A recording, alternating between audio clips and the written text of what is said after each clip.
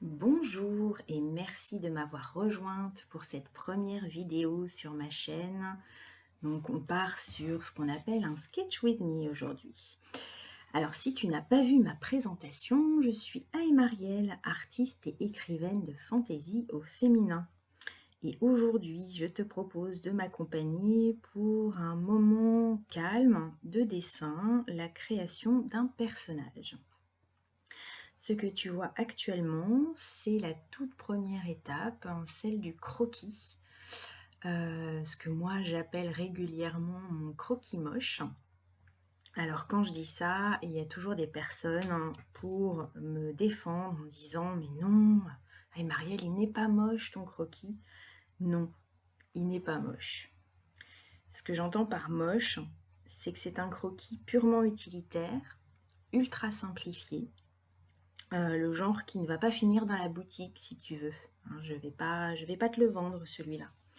Je suis, en admiration devant les artistes qui arrivent à faire de beaux dessins préparatoires tout propres, hein, avec de belles lignes directrices.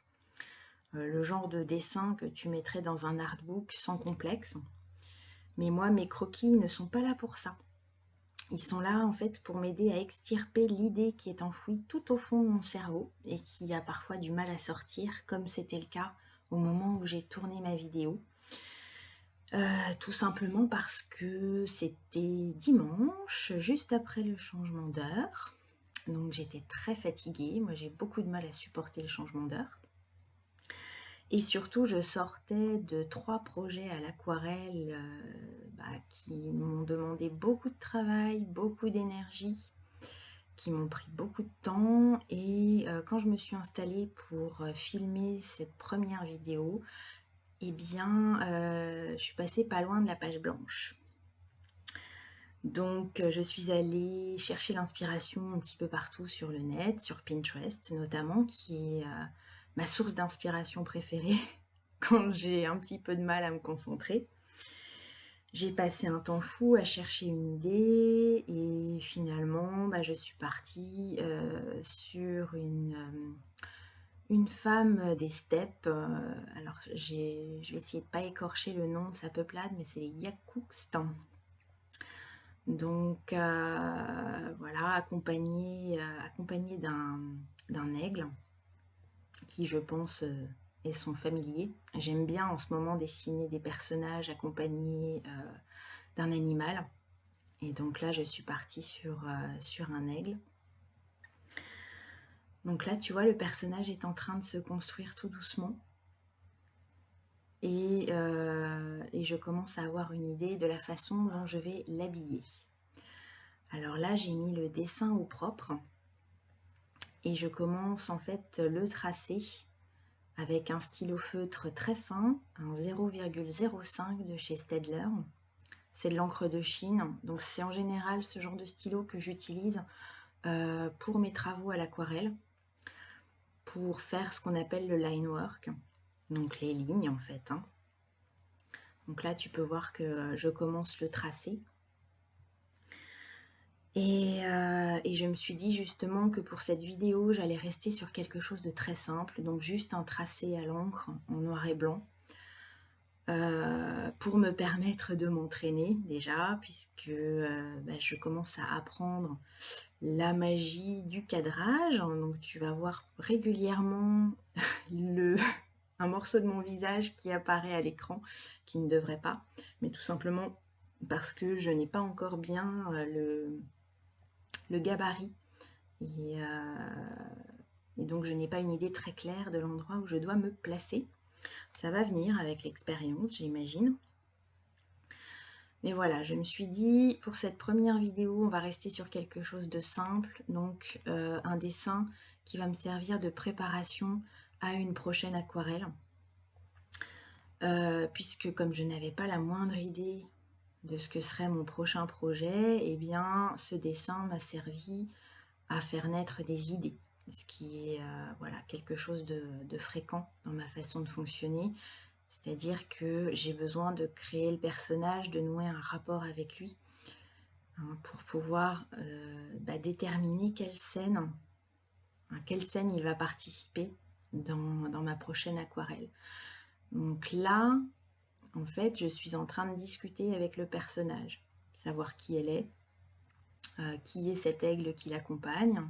Est-ce que c'est son familier? Est-ce qu'elle chasse avec lui? Donc est-ce que c'est une chasseresse? Est-ce que c'est une sorcière, une sorte de chamane? Donc, petit à petit, au fur et à mesure du dessin, je commençais à m'imaginer des choses autour de ce personnage et à visualiser aussi d'autres scènes.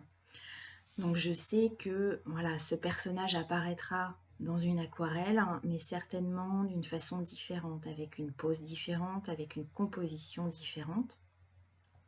Elle sera certainement beaucoup plus en mouvement, peut-être que l'aigle sera en vol, peut-être même que le personnage sera à cheval, je ne sais pas encore. Mais en tout cas, voilà, je commence à faire connaissance avec elle à travers ce premier dessin.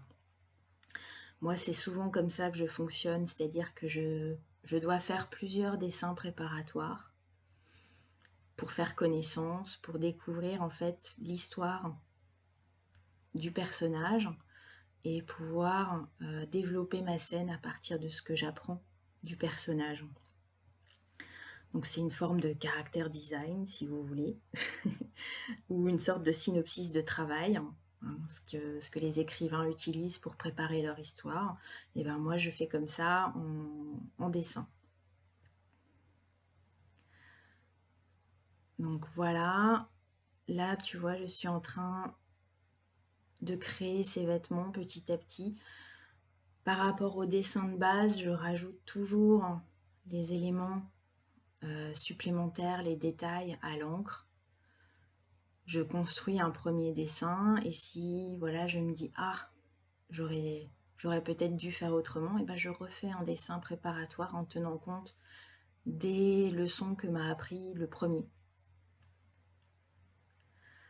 jusqu'à ce que je sois satisfaite. Donc parfois, j'ai besoin de 5 voire 6 dessins préparatoires avant de me dire ok, là c'est bon, je vais pouvoir le passer sur le papier, le beau papier à aquarelle. Donc là, j'utilise par contre un papier déjà assez épais. Je suis partie sur un papier Clairefontaine 250 grammes, qui est très confortable pour l'encre de Chine. Mais par contre, je ne me hasarderai pas à utiliser de l'aquarelle dessus, parce que clairement, c'est un papier qui va gondoler.